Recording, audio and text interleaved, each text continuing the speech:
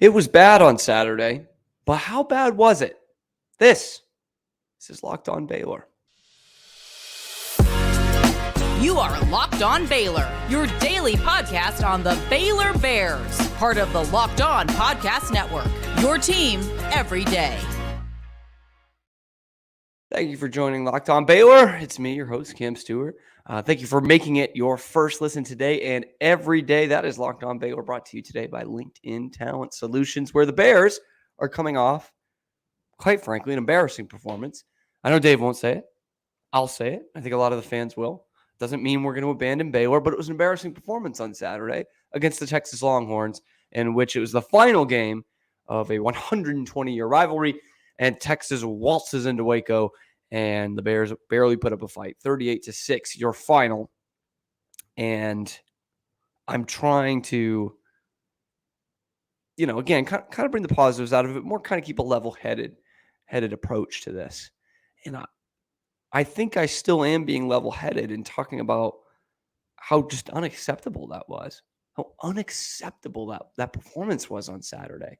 Just completely lifeless, which we'll get into that, the energy part and the red flags about it later on. But just looking at Saturday in a vacuum, I get it. The number 3 team in the country coming in, and Texas is hot as any team in the nation right now. But none of that was acceptable. And I'm just so surprised with the buildup you got, the juice you got in the stadium, that nobody came to play. And it starts offensively. I talked about it in the postgame show last night, Saturday night, your leading rusher on the game is RJ Martinez, your backup quarterback, who comes in basically in the fourth quarter. And he rushes for, 22 yards on 3 attempts. Dawson Pendergrass, who doesn't get a touch till the second half, is your second leading rusher at 6 attempts for 21 yards. Baylor can't get anywhere if they can't run the ball. Most teams can't. Baylor is absolutely in those most teams. They cannot get anywhere if they can't run the football. Richard Reese, 3 carries for 8 yards. I thought the rotation of the 2 running backs has been clunky at times, and at no point has it been successful. So clearly they're trying things out. Jeff Grimes is trying things out just to see how to kind of get this run game into a rhythm, and it's not working. Dom Richardson, thankful to have him on the field pregame. It looked like that was going to give the Bears a big boost, but clearly not 100%. 6 attempts, 4 yards on the night. And Sawyer Robertson technically gets 10 rushing attempts, a lot of those being sacks, and negative 14 yards on the night.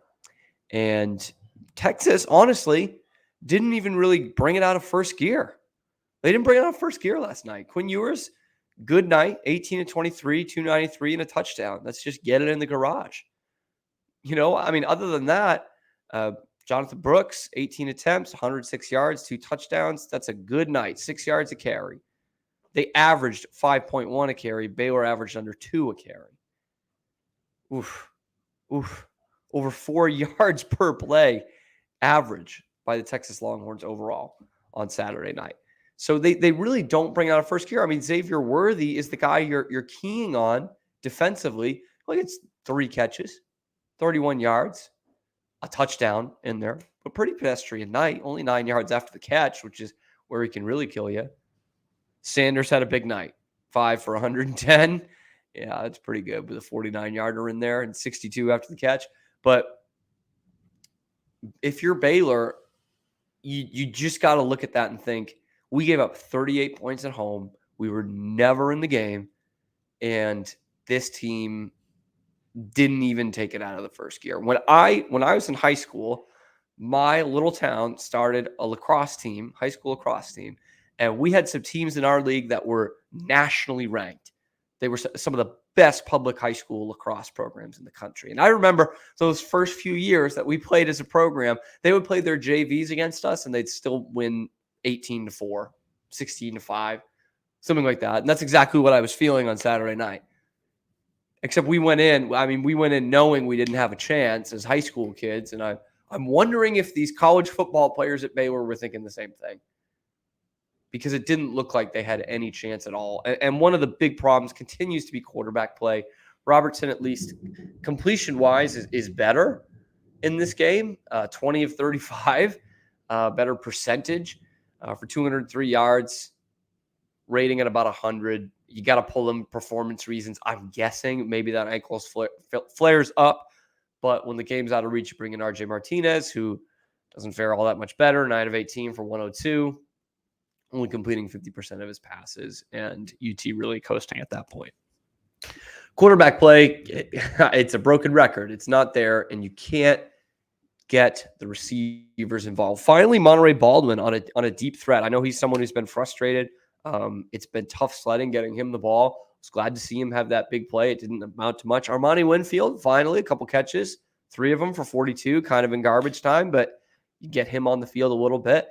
And the damning stat, which I know a lot of people at face value are not going to take it this way, but Baylor had 13 different pass catchers in this game. 13. Normally, having diversity of pass catchers, you say that's good. Quarterback spreading the ball around. He's keeping the defense on their toes.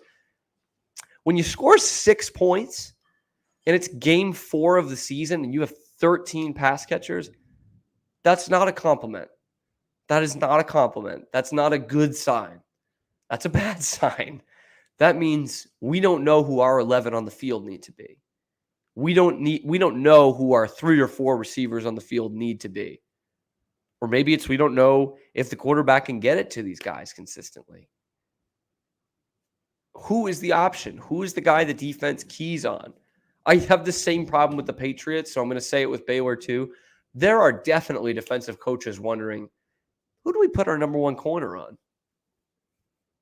Who should we put our shutdown guy on? Because I think they'll shut down all of them.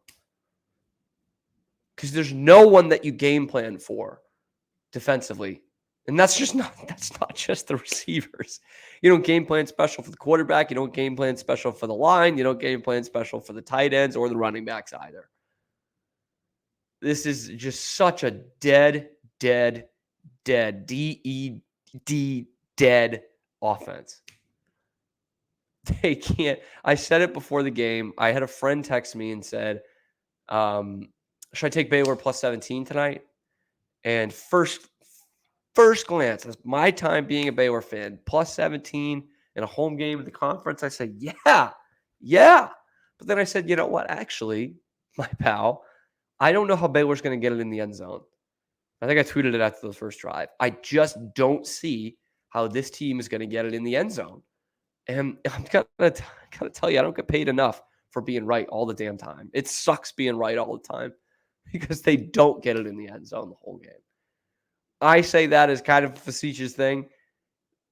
They can't get it in the end zone right now against an FBS team, against a Power 5 team. And I don't know how that gets better. UCF is not as good as Texas. I think they're a good football team. I think they're comfortably a bowl team. They're playing at home.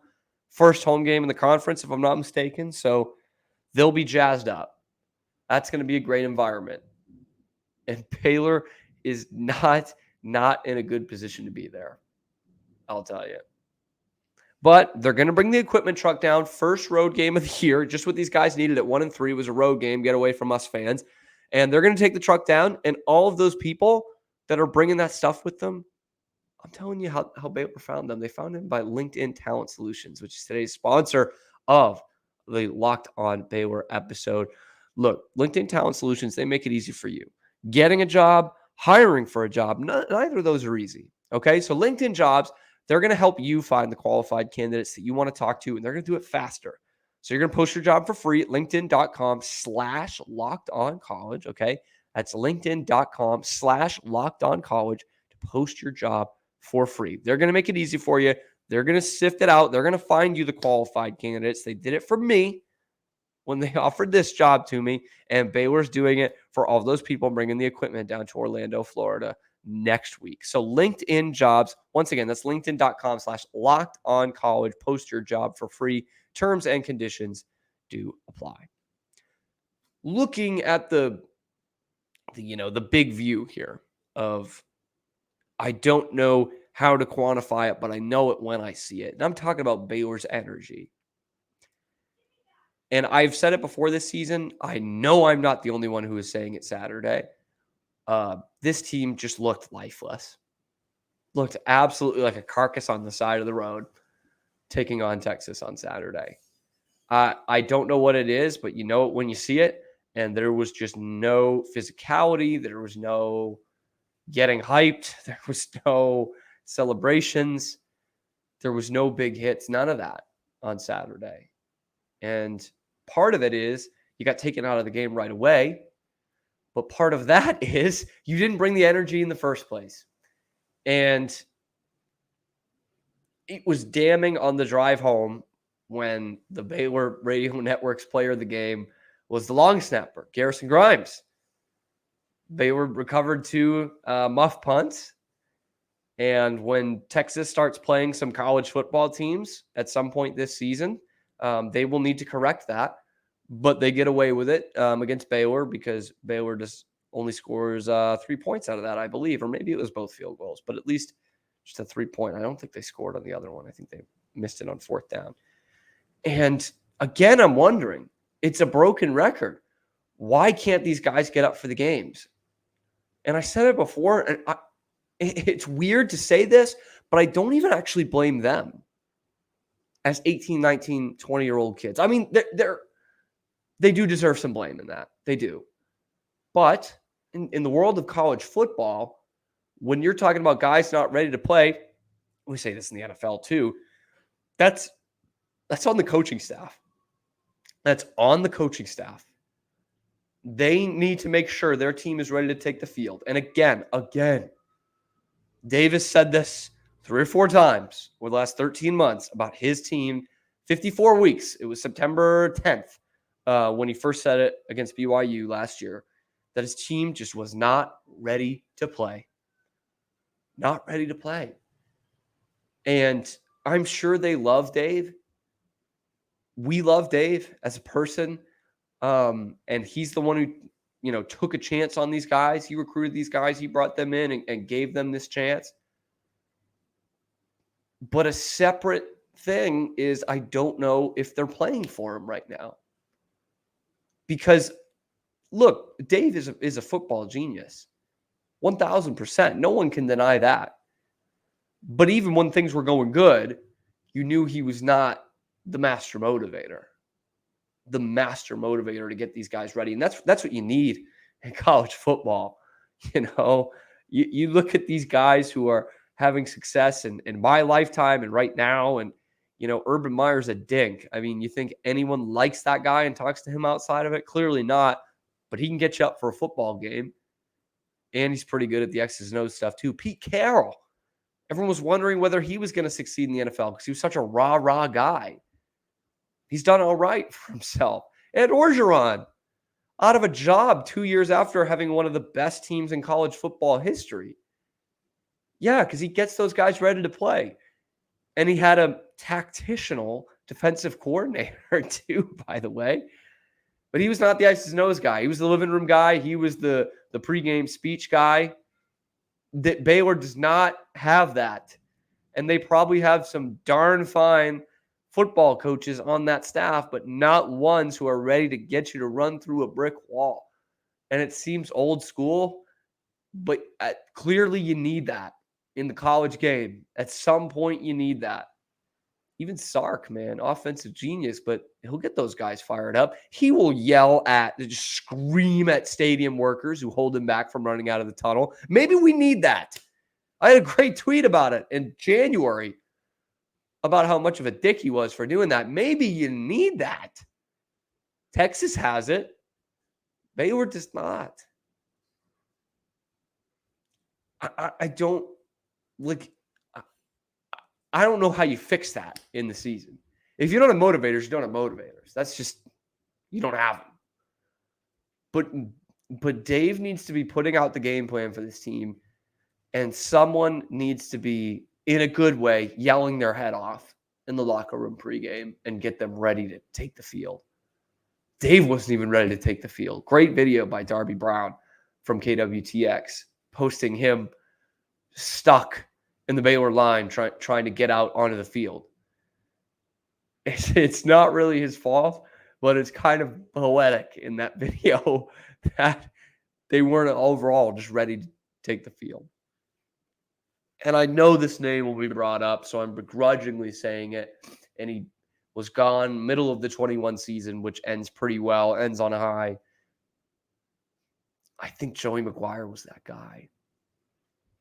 I don't think that's a hot take, but I think he was that guy. And the back half of that season goes really well. You win the Big 12, you win the Sugar Bowl. Everything after that has been a hot mess. And I just wonder if he was the guy getting them fired up every game. Obviously, the players after the 2019 season when Matt Rule left, they wanted Joey.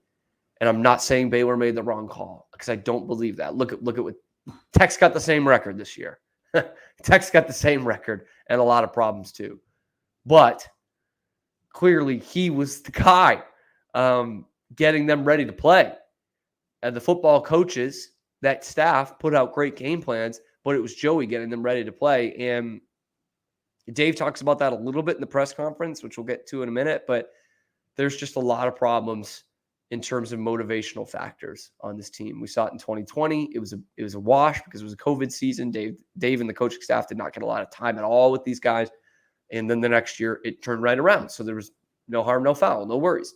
Now it's coming up again. Are these guys wanting to play for their coach? It remains to be seen. But I'll tell you, after that game on Saturday night, what I really, really needed was some of those near beers from Athletic Brewing. The game changer of the week, brought to you by Athletic Brewing. Baylor Radio Network went Garrison Grimes. I might have to do the same. I'll go with RJ Martinez because he does come in and bring some life against the prevent defense. And my pal Drake Toll said last week on the show he would have expected RJ Martinez to start this week against Texas. That's something you need to bring under serious consideration for this week against UCF. If Charlie Brewer, I almost said Charlie Brewer, if Blake Shapen isn't ready to go. And that is going to be the saving grace of this team. That could be what gets this team to 3 or 4 wins. Anyway, Athletic Brewing, that is your game changer in terms of the non-alcoholic beer game. They make non-alcoholic beers that actually taste good. I'm not kidding. I've used them too. They actually taste good. Okay. It has completely changed that game. They're great tasting. They're award-winning. They beat out full-strength beers in terms of that overall experience and that taste in global competitions. They brew over 50 styles of craft non-alcoholic beer, including IPAs, Goldens, sours, all that you can think of. And they're constantly releasing limited edition experimental styles to add to their variety. I know I have been keeping an eye out on that to see the new ones that they are posting. So look, y'all, got to try it. That is the game changer, okay? You can find Athletic Brewing Company's non-alcoholic brews at a store near you, or you can buy online at athleticbrewing.com. So first-time customers are going to use the code LOCKEDON. You're going to use it because it's going to get you 15% off that first online order, okay? That's code LOCKEDON, LOCKEDON at checkout for 15% off at athleticbrewing.com. Athletic Brewing, near beer. Exclusions and conditions apply. Final thing, we're going to hear from Dave Aranda in this post-game press conference. I know there was something that stood out to y'all that I didn't bring up because I want to hear it from him. Anyway, that's all that I need. Dave, take it away. Thank you to Dave Aranda. A lot of interesting things in there, not the least of which being this is a Big 12 championship caliber roster, which to me says the coaching isn't good enough. I think in a way Dave was saying that too, to kind of putting the onus on him like he usually does. So I want to hear from y'all. Is that what you think?